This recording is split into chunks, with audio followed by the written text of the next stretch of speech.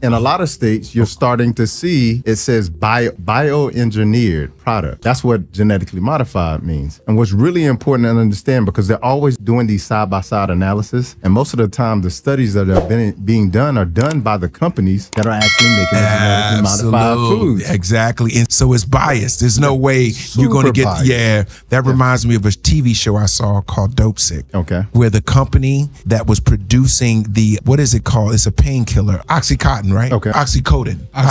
It's Oxycodone and Oxycontin. Where they produce Oxycodone. Mm-hmm. It's opioids. And what happened was they did their own analysis. Yeah. They flubbed the numbers. All drug companies do that. Right. They do their own This ain't work. gonna hurt you. Just imagine if your own children check their own homework and then check their own tests. Yeah. They all gonna getting get A's. They all getting A's. So it's the same thing with drug companies. They do the same thing. Right. But the unfortunate thing is, like, these genetically modified foods are banned in Europe. I mean, all 30 countries in Europe, they're banned in. Why are they smarter than us? Why? Because we have more people? No, what happens is that our country is unfortunately owned by corporations. And so they lobby in such a way that a lot of the legislation that is being passed based upon the amount of lobbying that is being done. Absolutely. And so as a result, that's why we can never get anything done. And that's why it looks like all the other countries are really vying for their citizens in terms of like saying this can't be here, that can't be here. And as a result, they're healthier. I'll give you an example of what you're talking about that is true. So I'm in Italy, right? Mm-hmm. And I'm thinking that I probably can't eat pasta and all that because I'm going to be a big old whale by the time I come home, right? Yeah. So me and my wife go over there. We there for like 20 days, maybe 18 days. I did not gain a freaking pound. Yeah. Everything I ate was fresh. Yeah. All the tomatoes came out the ground. Yep. All the cheese, all the pasta was fresh. They don't even mess around with preservatives over there at all. It's illegal. It's part of, like I said, like in Europe. I was like, this is crazy because I know this lasagna, I should be sitting down somewhere. I was walking up a mountain, bruh. Yeah, I'm not man. even I'm not lying. I'm like, yo, man, I ain't losing no stride over here. Yeah. I ate all of that lasagna. Yeah. And it was amazing. Yeah, because tastes like chicken. There you go. But you know what? Even bread in Europe, like it's a 12-hour process to make bread. Here, they're making bread in like an hour. Like they're mixing the dough up and throwing it in there, but in Europe they're leavening it. You know, they are coming back later to do it again. Like it's a 12-hour process to get things out of it. But we got too many people. We mass producing food, man. But I mean, you think about Europe. I mean, all of Europe has at least the same amount of people as us. I just think we don't have the same standards and ethics when it comes to food. When it comes to food, yeah. Like there's so many things. When I tell you, like even the food that people think is healthy, brother, like it's trash. Like it's killing them. Wow. And that's the unfortunate thing. Like when I work with people one-on-one and we start getting into a whole conversation around food, and I literally work with people who have stomach cancer or colorectal cancer. Okay. And whenever they come to me, I always try to respect their doctor. And so I say, well, what did your doctor tell you about what to eat since you got the cancer diagnosis for stomach cancer or colorectal cancer? And they say they didn't say anything about food. I was like, well, ask them next time you go in because I'm going to come up with your regimen. They come back and they say he or she told them, oh, this has nothing to do with food. So you have to understand, like, it's not even at the governmental level. It's even at the healthcare level. Because if you go inside of a hospital and you look at the restaurants that they have available. In the hospital. Yeah. It's going to be a McDonald's, a Chick-fil-A, something like that. It's trash. And then when you think if you're actually in a bed at the hospital and you're sick and you look at the food that they give that them, food is horrible. It's Hospital processed food. Yeah. So it's telling you they know nothing about food. And they don't want you to get better.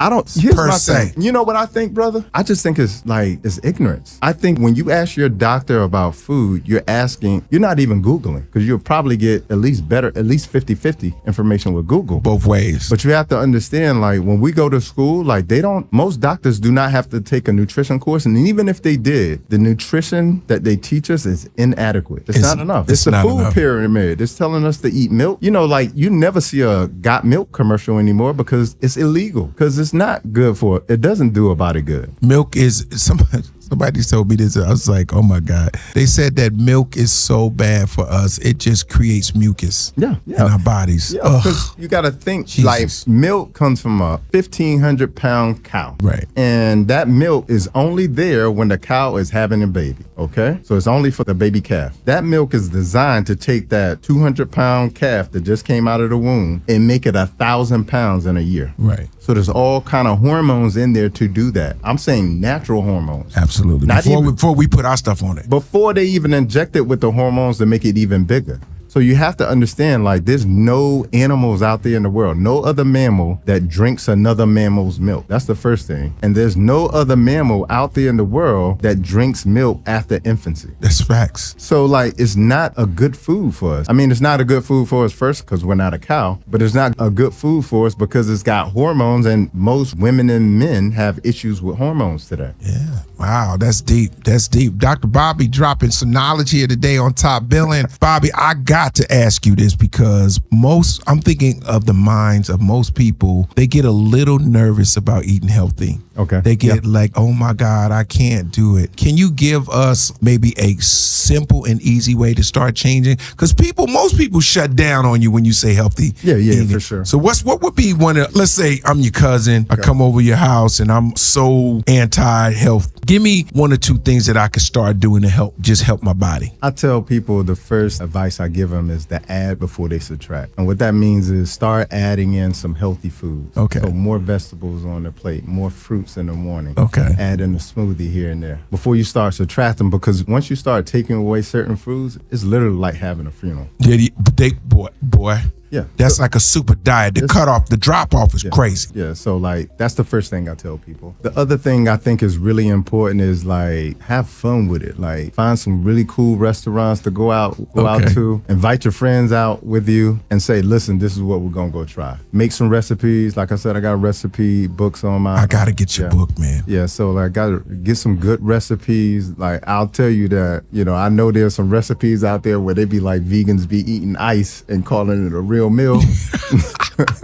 I like good food, so I do too. I understand like taste buds. So finding some recipes, going to some cool restaurants, that'll be dope too, and then get vegucated. I mean, that's essentially getting educated about food, because we have been taught the wrong thing. Like we've been taught backwards about food, because food is truly medicine. And at the end of the day, even when we think to ourselves, I'm about to go eat good, that means we about to go eat bad. Yeah, but that's old school black stuff right there.